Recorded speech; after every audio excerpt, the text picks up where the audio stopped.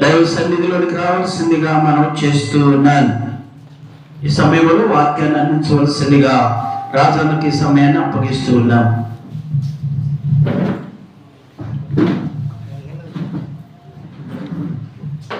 దేవుని నామానికి మహిమ కలుగును గాక.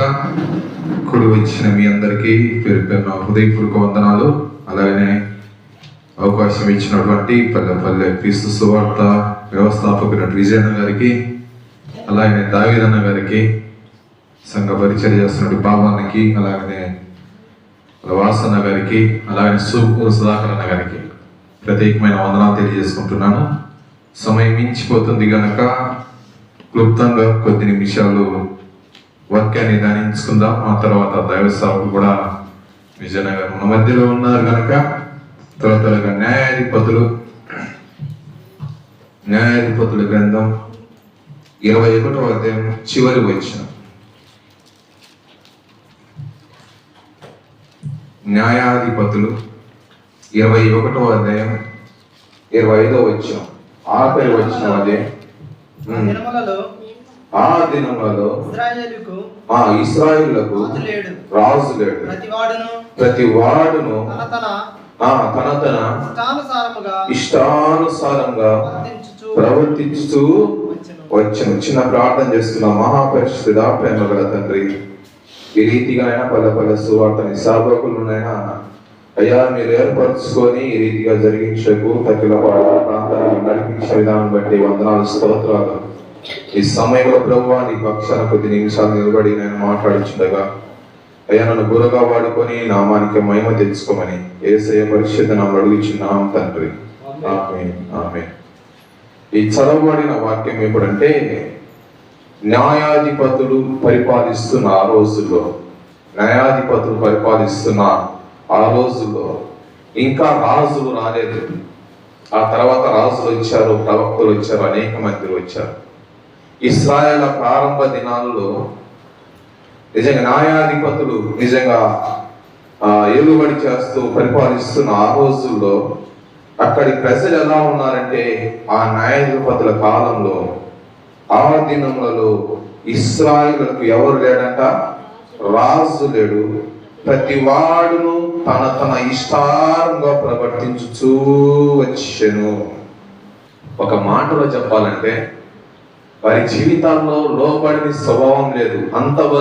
ఎంతవరకు న్యాయాధిపతులు పరిపాలించేంత వరకు కూడా ఇశ్రాయేలు ప్రజల్లో భయం లేదు, ఒక విధేయత కలిగిన జీవితం. ఎందుకంటే వారికి ఎవరు లేరంట? ఎవరు లేరు? వారి మీదిగా అధికారం కలిగిన, వారిని పరిపాలించదగిన ఒక రాజు అనేవాడు లేడు. ఎప్పుడైతే ఈ న్యాయాధిపతుల కాలం కొన్ని వేల సంవత్సరం కింద ఇశ్రాయేలు ప్రజల పరిస్థితి ఎలా ఉన్నది. అయితే ఆ న్యాయాధిపతుల ఆ చివరి వచనంలో ఆ ప్రజలు, ఇశ్రాయేలు ప్రజలు ఎలా ఉన్నారు? తమ ఇష్టానుసారంగా ప్రవర్తిస్తున్న ఆ యొక్క తరము మనుషులను ఇదిగో ఈ రోజు కూడా మన కళ్ళ ముందు చూస్తూ ఉన్నాం. ఎట్లా అంటే క్రీస్తు నెరవేరిన ప్రజలు అంటారు యేసు క్రీస్తు దేవుడు కాదు. నిజంగా క్రీస్తులో రక్తంలో కడగబడి క్రీస్తులో ఉన్న క్రైస్తవులు కూడా ఎలా అంటే ఇక మాకు ఎవరు ఒట్టు చెప్పేవారు లేరు, మేము ఎవరికి లోపడాల్సిన పని లేదు. ఈరోజు యవనస్తులను వదిలేయండి, ఏమంటారు? అరే మందిరానికి రారా, తల్లిదండ్రులు చెప్తారా? ఆ నువ్వు మా చెప్పేది ఏంటి? ఎన్ని గంటలకు రా నువ్వు ఇంటికి వచ్చేదంటే నువ్వేంది నాకు చెప్పేది? ఈ రోజైతే ఈ తరం ఎలా మాట్లాడుతున్నదో, ఇదిగో న్యాయాధిపతుల దినాల్లో ఉన్న ఆ ఇశ్రాయేలు ప్రజలు కూడా తమకు ఇష్టానుసారంగా ప్రవర్తిస్తున్న ఒక అనుభవంలో ఉంటున్నారు. ఒక మాటలో చెప్పాలంటే వారికి విధేయత లేదు. ఏం లేదంట? విధేయత లేదు. పెద్దకు లోబడి, నిజంగా వాక్యానికి లోబడి ఆ రోజులంటే రాజు లేడు, కానీ ఈ రోజు మనకి ఎవరు వచ్చారంట? యూదులకు రాజుగా ప్రభువైన యేసుక్రీస్తు పుట్టాడు. ప్రైజ్ లార్డ్, హల్లెలూయా. రాజు ఉన్నాడా లేడా? మనకు ప్రభువు ఉన్నాడా లేడా? దేవుని వాక్యమై సత్య స్వరూపై మన మధ్యలో సంచరిస్తున్నదా లేదా?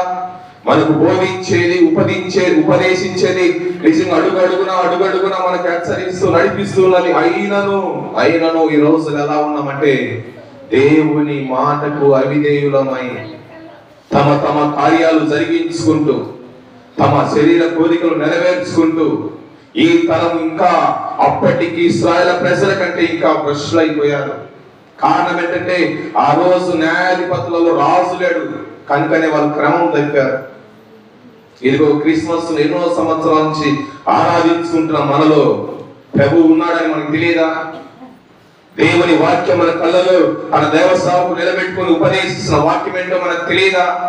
అయినను మనలో ఏంటిదంట? దేవునికి లోబడని అవిధేయత. ఇంతకు పాపం ఒక అవిధేయత వల్ల అసలు లోకంలోకి ఏమొచ్చిందో తెలుసా? ఏమొచ్చింది చెప్పండి? అవిధేయత వల్ల ఏమొచ్చింది? రోమాపత్రిక ఒకసారి 5వ అధ్యాయం 19వ వచనం. రోమీయులకు రాసిన పత్రిక, పరిశుద్ధుడైన పౌలు రోమీయులకు రాసిన పత్రిక 5వ అధ్యాయం 19వ వచనం. ఏలయనగా ఒక మనిషిని అవిధేయత వలన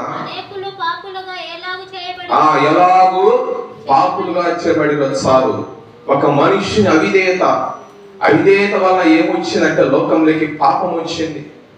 ఆ రోజు అవిధేయత, ఆ మనుష్యుడు అంటే ఆదాము, దేవుడు తన స్వరూపమందు తన స్వహస్తాలతో మనిషిని ఏర్పరచుకొని ఇదిగో సమృద్ధి కలిగిన ఈ ఏదోను తోటలో నువ్వు ఉండు, నీ పట్ల నేను ఒక ప్రణాళిక కలిగి ఉన్నాను, నీ పట్ల ఒక ఉద్దేశాన్ని నేను కలిగి ఉన్నానని తన స్వరూపమందు దేవుడు మనిషిని ఏర్పరచుకొని మొట్టమొదటిగా ఆదామును ఏదోను తోటలో పెడితే ఏ పాపం ప్రవేశించినట? ఒక్క మనిషిని అవిధేయత వలన మనుషులందరి మీదకి ఏమొచ్చింది? పాపం వచ్చింది. కారణం చూడండి, ఆ అవిధేయత ఏంటంటే దేవుడు ఏదైతే చెప్పాడో, ఏదైతే చేయకమన్నాడో అదే చేశాడు, ఏదైతే తినకమన్నాడో అదే తిన్నాడు. అంటే ఒక్క మాటలో చెప్పాలంటే దేవుని మాటను లెక్క చేయలేదు, లోబడలేదు, విధేయత చూపలేదు. ఆ విధేయత చూపం దాన్ని బట్టే ఒక మనిషిని అవిధేయత వలన మనుషులందరి మీదకి ఏమొచ్చింది? పాపం వచ్చింది. ఈరోజు కుటుంబాలు ఎందుకు శాపగ్రస్తంగా మార్చబడుతున్నాయంటే దేవుని మాటను విడిచిపెట్టి, దేవుని సంఘాన్ని విడిచిపెట్టి, దేవుడు తన దైవ సేవకు నిలబెట్టుకొని మాట్లాడిన ప్రతి మాటను లోబడాల్సిన సంఘం ఏమైపోతుందంట? విడిచిపెట్టినదై, లెక్క చేయనిదై నిజంగా ఏమైపోతా ఉన్నది? దేవుడు చెప్పింది ఒక మార్గం అయితే మనం ఇంకొక మార్గంలో వెళ్ళిపోతున్నాం ప్రేమైన వాళ్ళరా. అందుకే ఈరోజు కుటుంబాల మీద పాపం ఏలుబడి చేస్తా ఉంది. పాపం వలన వచ్చు జీతం మరణం. ఆ మరణం ఎక్కడ తీసుకెళ్తుందో తెలుసా? నరకానికి అప్పగించబడుతుంది. అక్కడ అగ్ని ఆరదు, పురుగు చావదు. కారణం ఏంటంటే మనలో ఉన్న విధేయత. యోనాను దేవుడు ఎక్కడికి పంపించాడు?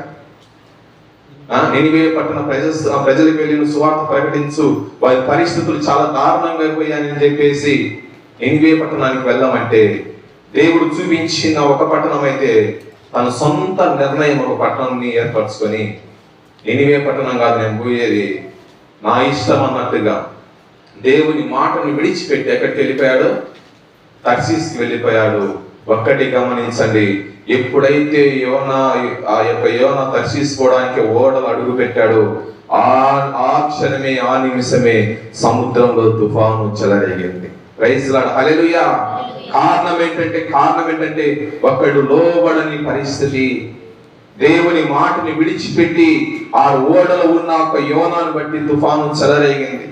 ఈరోజు కుటుంబాలలో ఒక వ్యక్తి యజమానుని బట్టి, ఒక యజమానురాలి లోబడను బట్టి ఈరోజు పిల్లల మీదకి నిజంగా పాపం మేలుబడి చేస్తారు. తల్లి అలా ప్రవర్తిస్తే పిల్లలు ప్రవర్తించరా? తండ్రి అలా ప్రవర్తిస్తే పిల్లలు ప్రవర్తించరా? కుటుంబం శాపగ్రస్తంగా మార్చబడుతున్నాయి. కారణం ఏంటంటే ఒక యజమానురాలి యొక్క అవిధేయతను బట్టి కుటుంబాలలో పాపం మేలుబడి చేస్తా ఉంది. ప్రేమైన వాళ్ళ నిజంగా ఈరోజు మనం చూస్తూ ఉన్నాం. తల్లి మందిరానికి వస్తుంది అనుకోండి, భర్త రాడు. ఎందుకయ్యా నువ్వు తాగుతున్నావంటే నా ఇష్టం. తాగి వస్తాడా? ఇష్టానుసారంగా పిల్లలు ఆకలితో పట్టుకున్నా సంబంధం లేదు. అప్పులు పెరిగిపోయి ఒకరికి సమాధానం లేక, భార్య భర్తల మధ్యలో సమాధానం లేక, ప్రేమ కరువైపోయి, కారణం ఏంటంటే అది తాగొద్దు అని ఒకసారి దైవ సేవకులు హెచ్చరించినా కూడా లోబడని పరిస్థితి, యజమానుడు లోబడని పరిస్థితి. దేవుని వాక్యానికి, దేవుడి సంఘానికి దైవ సేవకులు బోధించి ఉపదేశానికి లోబడక ఏమైపోతా ఉన్నారు? నువ్వేంటి నాకు చెప్పేది, నా ఇష్టం, నేను సంపాదించుకుంటున్నా, నేను తాగుతున్నా, నువ్వు పోతే పో మందిరానికి అన్నట్టుగా ఈరోజు యజమానులు అలా ఉంటున్నారు. ప్రేమైన వాళ్ళరా, ఒక్కరిని బట్టి కుటుంబం అంతా, యోనాను బట్టి ఆ రోజు ఓడంతా ఎలా అయిపోయింది? తుఫానుల చేత కొట్టబడతా ఉంది. కారణం ఏంటంటే ఒకని లోబడని స్వభావం. నిజంగా ఆ రోజు న్యాయాధిపతుల రోజుల్లో వాళ్ళకి నిజంగా రాజు లేడు కాబట్టి వాళ్ళు అలా ప్రవర్తించారేమో. ఇదిగో కృపా సత్య సంపూర్ణ వాక్యము మన మధ్యలో సంచరిస్తూ మాటికి దైవ సేవకుల ద్వారా హెచ్చరిస్తున్నప్పటికీ కూడా ఇంకా మన జీవితాల్లో అవిధేయత ఉంటే అది క్షమించరాని పాపం. ప్రేమైన వాళ్ళ, అందుకే ఒక అవిధేయత వల్ల పాపం ఎలా వచ్చిందో దానంతటిని తీసేయడానికి ఈ లోకంలో ఒకే ఒక్క దేవుడు ఏం చూపించాడంట? విధేయత చూపించాడు. ఆ కింద మాట చదువమ్మా, 5వ అధ్యాయం 19వ వచనం కింద మాట. ఒకరి అవిధేయత వలన ఈ లోకంలోకి పాపం వచ్చింది, అలాగే ఒక్కని విధేయత వలన అనేకులు ఎలా మార్చబడ్డారంట? నీతిమంతులుగా మార్చబడ్డారు. ఎవరి విధేయత? అది ప్రభువైన యేసుక్రీస్తు యొక్క విధేయత. ఒకని అవిధేయత వల్ల ఎలా అయితే పాపం వచ్చిందో, ఒకని విధేయత వలన ఈ లోకమంతా ఆయన రెక్కల నీడల్లో, ఆ రక్తంలో కడగబడిన వారంతా ఎలా మార్చబడుతున్నారంట? నీతిమంతులుగా మార్చబడుతున్నారు. ప్రైజ్ ది లార్డ్, హల్లెలూయా. నా విధేయతను బట్టి మన కుటుంబం మార్చబడాలి. నా విధేయతను బట్టి నిజంగా మన గ్రామం మార్చబడాలి. నా విధేయతను బట్టి నిజంగా సంఘం మార్చబడాలి. ఈరోజు ప్రార్థనకు ఎంత ప్రయాసపడి దైవ సేవకులు ఇన్స్ట్రుమెంట్లు తీసుకొచ్చి, నిజంగా ల్యాప్టాప్లు, నిజంగా ప్రొజెక్టరు, యాంప్లిఫైర్ బాక్స్ అని తీసుకొచ్చి ఎంతో ప్రయాసపడి వచ్చినప్పటికీ కూడా మనం ఎంతమంది రాగలిగాము ఈరోజు? ఒకసారి ఆలోచించండి. ఎంత దేవుని వాక్యానికి, క్రీస్తు నిజ విధేయత చూపించిన వాళ్ళమై ఉంటున్నాము. ఒకసారి మనకు మనం ప్రశ్నించుకోవాలి. క్రిస్మస్ పండుగ వచ్చింది అనుకోండి, మందిరం అంతా నిండిపోద్ది. తర్వాత క్రిస్మస్ రోజు ఒక చరిత్ర చెప్పుకొని లోబడి ఆ రోజు మందిరానికి రావడం కాదు, కానీ ప్రతిరోజు మన హృదయాల క్రీస్తు జన్మించాలి. ప్రైజ్ ది లార్డ్, హల్లెలూయా. ఆయన వెలుగు మన హృదయాల్లో తేజరిల్లాలి. అంతకంతకు క్రిస్మస్ ఒక్కరోజు వెలిగి ఆగిపోయేది కాదు. ఈ వెలుగు ఒక్కరోజు వెలిగించబడిన తర్వాత అది సుడిగానే గాని, జడివానే గాని మన దీపం మారిపోకూడదు. ప్రైజ్ ది లార్డ్, హల్లెలూయా. వెలుగుతూనే ఉండాలి. అది వెలిగించడానికే నీ కొరకు, నా కొరకు దేవుడు ఎలా అంట? విధేయుడయ్యాడు. అందుకే ఫిలిప్పీయులకు రాసిన పత్రిక 5వ అధ్యాయం 19వ వచనం అంటాడు. 2వ అధ్యాయం 5వ వచనం. అని ఎంత విధేయత చూపించాడంటే, ఫిలిప్పీయులకు రాసిన పత్రిక 2వ అధ్యాయం 5వ వచనం. క్రీస్తు యేసునకు కలిగిన ఈ మనస్సు మీరును కలిగి ఉండుడి. ఆయన దేవుని స్వరూపము కలిగిన వాడై ఉండి దేవునితో సమానుడిగా ఉండుట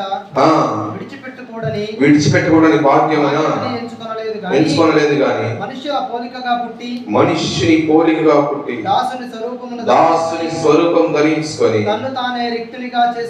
తన్ను తాను రిక్తుడిగా చేసుకొని మరియు ఆయన ఆకారమందు మనుష్యుడిగా కనబడి మరణము పొందునంతగా అనగా సిలువ మరణము పొందునంతగా, చూడండి జాగ్రత్తగా చూడండి, సిలువ మరణము పొందునంతగా విధేయత చూపిన వాడై తన్ను తాను ఏం చేశాడంట?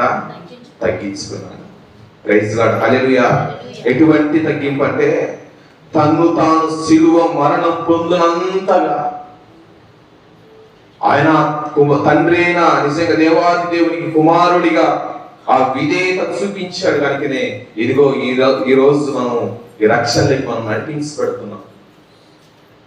క్రిస్మస్ ఆరాధించుకుంటున్నాం. మనము ఆ విధేయత మనలో ఉందా? నిజంగా ఆ విధేయత కనుకనే ఉంటే నిజంగా ఆదివారం ఆరాధన విడిచిపెట్టకుండా ప్రభువుకు లోబడిన వారమై ఎదిగో నా దేవుడు ఏది ప్రకటించాడు, ఏది ఉపదేశించాడు, దానిని క్రమము తప్పకుండా ఏ మార్గం అయితే బోధించాడో ఆ మార్గంలోని విడవకుండా నా ప్రయాణి ఆత్మీయ జీవితాన్ని నేను కొనసాగిస్తాను. ఎందుకంటే ఆయన సిలువ మరణాన్ని పొందినంతగా విధేయత చూపించాడు.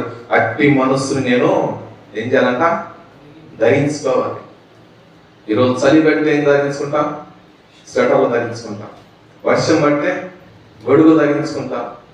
కానీ మనలో ఉన్న విధేయత ఉన్నప్పుడు ఎందుకు విధేయతనే ఆ మనస్సు మనం ఎందుకు ధరించుకోలేకపోతా ఉన్నాం?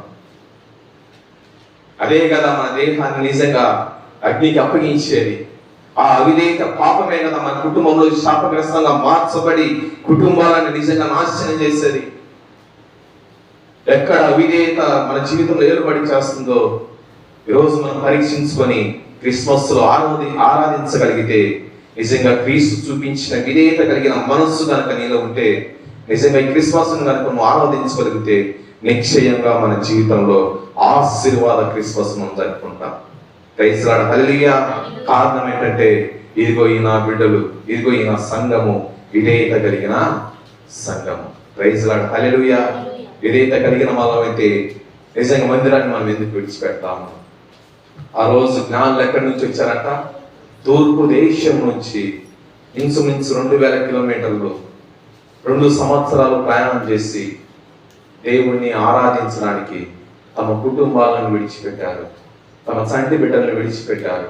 కొండలు లోయలు దాటుకొని నిజంగా బయలుదేరినప్పుడు అనుకుంటుండొచ్చు గమ్యానికి చేరతామో లేదో, ఏది ఏమైపోయినా సరే దేవుని ఆరాధించడం అయితే మేము విడిచిపెట్టాం. ప్రైజ్ లార్డ్, హల్లెలూయా.